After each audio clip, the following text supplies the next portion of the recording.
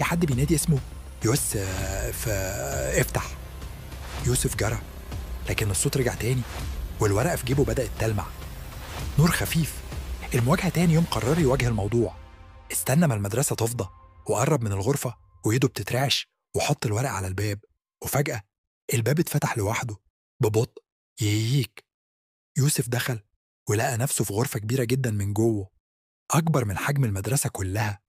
جدران لونها أزرق غامق، صور أطفال قدامهم كتب، وفي النص كان في كرسي صغير عليه كتاب مفتوح بيتحرك لوحده. والكتاب كان بيقلب صفحاته، والصفحة اللي اتفتحت مكتوب عليها اسمه: يوسف، أنت المختار. يوسف اتجمد مكانه وسمع صوت وراه: محدش بيدخل الغرفة دي غير اللي قلبه شجاع. يوسف لف بسرعة، لقى طفل صغير واقف لابس نفس لبس المدرسة، بس شكله قديم، زي من 20 سنة. يوسف قلب خوف